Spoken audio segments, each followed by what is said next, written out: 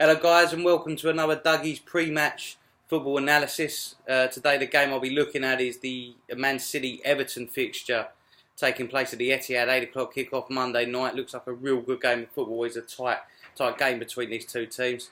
Obviously we're looking back over the fixtures at the weekend as well. Tottenham, Chelsea. Still that voodoo carries on for Tottenham down at Wembley. Really struggling down there. One winning 9 I think it is over the course of their time at Wembley. So it's interesting to see how they're going to fare across the season. Pitch is a little bit bigger. Don't look like they're as composed and as natural than they did at White Hart Lane. So great win for Chelsea. Bad result for Tottenham, who probably thought they should have come away with at least a draw. Going back to the game today anyway, we'll do a head-to-head. We're going to change it up a little bit. I'm going to do it from August 2008. Oh, sorry, December 2010, when the takeover took place. We're talking about the Sheikh who took over City, took over in 2008, injected a load of cash. And I really don't think there's a relevance between the City before and the City after he took charge at the end of the day. I mean, he invested so much cash, brought in some top quality players, and since December 2010 they haven't missed out on the top floor, so they've been consistently good over that period of time. So I think it's completely irrelevant to do a head-to-head based on a team that doesn't really have any correlation to the team they are today. So I've done it from 2010. In that period of time, there's been a total of 14 games. City have actually won 5 of them, 3 at home and 2 away. And it's interesting to see as well, Everton won 5 themselves, 4 of them at home, only 1 at the Etihad. There's been 4 draws as well, 3 of them have been the Etihad. He's extremely interesting as well, and only 1 at Goodison Park. So it goes to show. Over the course of the actual Premier League area, just to give you an idea, I mean, Everton did come out on top, but that's completely different to today's sort of angle. They come out with quite a way, but like I said, since he's taken over, it has changed, although it is a lot closer than I thought it would be. When I actually boiled it down and looked from about December 2010, it really looks like Everton. This is a really tight fixture. It's really competitive. They've both won 5 games. I mean, it is a bit of a worry for Everton fans that they've only won 1 at the Etihad. But let's be honest, 3 draws there as well, and a lot of them coming recently. So they'll be looking to carry on that form. Looking at the recent fixtures, this goes to back up what I said before. Everton won 4-0 at Goodison Park last year, an absolute huge result for them, scoring many goals. I mean, they didn't have a lot of chances, but their conversion rate was extremely high. Man City, when they played at Etihad, it was a 1-1 draw. Season before at the Etihad, it was a 0-0 draw. Season before that at Goodison, it was 2-0, and Everton drew 1-1 in the previous season as well. So it goes to show you, Everton really played well in the last fixture. Last year, they took 4 points out of the 6 they could have done, and City will be looking to revenge that this year. I mean, it does look like it's going to be a tight fixture no matter what it is. Take away from the result last year, the 4 year, they've always been completely tight. There's normally been 1 goal in between it, and Everton really do make a very good account of themselves.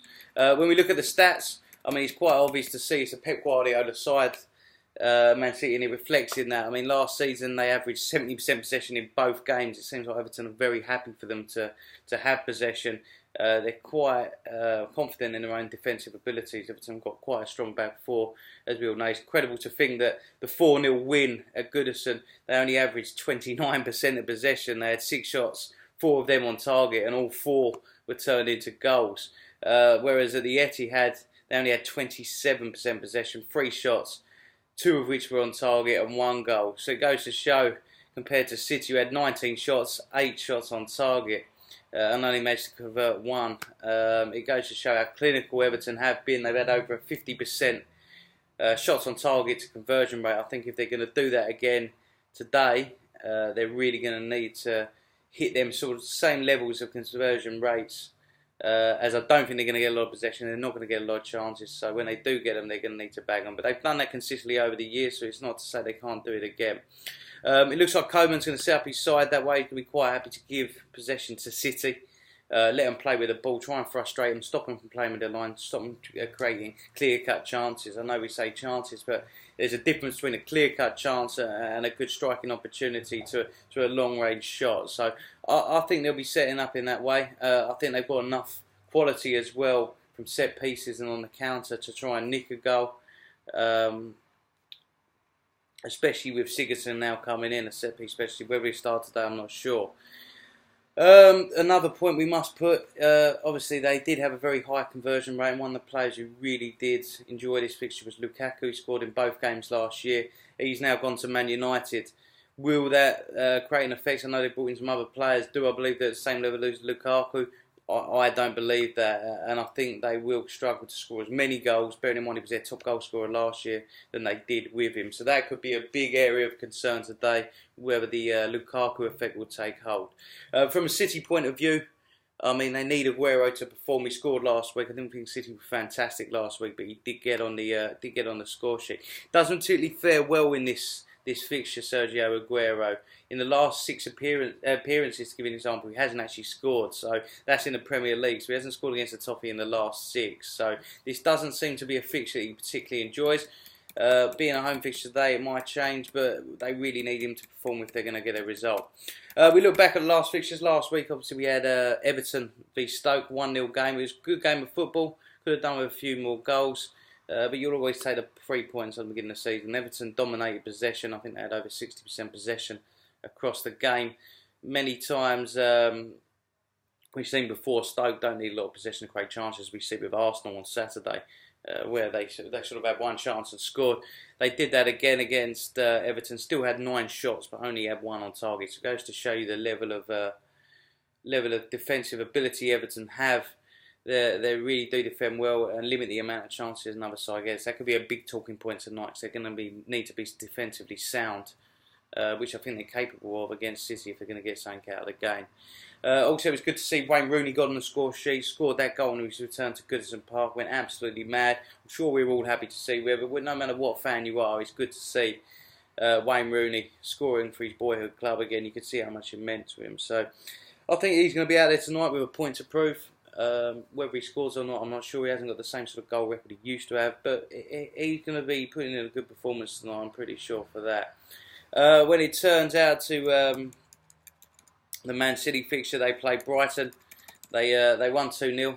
Wasn't the most convincing result. I mean, they dominated possession, I think, like you expect. They had 78% possession, which even for a Pep Guardiola side shoots have nearly 80% possession in the game. But Brighton really did frustrate them and stopped them from creating a lot of chances. They didn't have any clear-cut ones until towards the end. And Brighton almost got on the score sheet a couple of times themselves. So City still look a bit shaky at the back. That could be compromised tonight as well with a better attacking option. I mean, Brighton haven't got the best attacking option, still managed to create chances. Everton will definitely, they've got an elite attacking force now, barring Lukaku, and I really see them causing a couple of problems here or there. It's whether they can convert them, is whether they're going to get a result out of the game. Did take Man City about 70 minutes to break the deadlock, and that was a Sergio Aguero goal, and they were finally finished off by a dunk own goal in the 75th minute. So I can see Everton maybe causing some problems. I can see City dominating the game as well. So it's whether they can convert Everton, whether they get something out of the game. So City, on the injury front, we're now looking to that. They're pretty much going to full strength. No fresh injuries. They even think Mendy could be back. Whether he starts, very much that, I think he'll be on the bench. And Goodrion as well could feature. Probably not from the start, but we'll see. But City have got a fresh side. They've got no complaints tonight. They'll be playing with their full-strength squad. Everton, on the other hand, they've still got a few injuries lurking over from last season as well. They've got Ross Barkley still with a hamstring, Moura with a knee, Balassi with his knee, and obviously Seamus Coleman with that awful broken leg we saw last season. So, out of favour, Ross Barkley still injured. Wasn't really playing under Koeman anyway. It seems like they've had a falling out. Whether he'll get resigned and whether he'll be sold before the end of the transfer market, we don't know. I'm sure they're going to mix Balassi. I really rate him. I think he's a pacey player, very unpredictable, very good down the wings. I think they could have been a massive asset in the counter-attack today, so they're surely going to miss Seamus Coleman as well. They've been out with him for a while now. He's had that broken leg. Defensively, they still seem very sound. I think the only area where they struggle without him is the momentum going forward. He's very good at attacking down the right flank and doing these overlaps. So it'll be a miss. Defensively, probably not. So maybe today they'll still have an option. It won't be a pivotal point for the game. Another thing to add, obviously, Gylfi Sigurdsson. We've seen that one come in this week. £45 million. We're told that's the figure for him. looks like a good buy. I'm not sure whether he's going to be match fit today, but I'm sure he's going to be at least on the bench. His set pieces could be pivotal today. If they get a chance around the edge of the box, we've seen how good he is from direct set pieces, and we've seen how good he is from delivering a ball. I mean, if they're looking to get something out of the game, this really could be the pivotal part of the game, the Gylfi-Sigurdsson effect. Going on to predictions now. Today, I'm not going to buck trends. I did against Arsenal when it really come back to kick me in the teeth. I'm going to go with a draw. I see Everton being very compact. I see them defensively very organised. I've seen giving up possession to City, but I see them frustrating City. And I just think with what they've got, the ability Everton have got, the talent they've got in the team, they can get something out of this game today. City aren't on their best. We see that against Brighton. But they do get frustrated when people sit behind the ball and don't give them opportunities to run into the space. So I'm going to go with, if I'm honest, I'm going to go for a 1-1. I can see Everton scoring. I think City are leaking. I think with the amount they're going to be attacking throughout the game, the amount of possession, I think they're going to be suspect to the counter-attack or a set piece at some point. I can also see them scoring themselves. I think they've got too much possession in this game not to score. So I'm going to predict a 1-1. I do see it being a tight affair. Even though City will dominate play, I see it being extremely tight. I don't see there being a hatful of goals. I can't see Everton winning today. I must make that point clear. They've only won one at the Etihad, and I don't see them winning today. The draw for me is the result. But if you were going to go to City, City is a likely as well. If City are going to win, I see it being a close result. I see it being 2-1 to City. So they're my two picks. They're the two picks I'm going to be betting on tonight. I thank you for listening anyway. My match report, the full match report, if you don't listen to me blah blah on, is underneath on my website. It's got all the stats and figures just in black and white, so you've got it there before the game. And if you want to subscribe to Dougie's pre-match analysis, please follow me now and leave any comments at the bottom on how I can improve. If you like the video, please like it, etc, etc. Enjoy the game. Sure, it's going to be a cracker. I'll be watching. And stay tuned for the next Dougie's pre-match or post-analysis. So thank you. Bye-bye.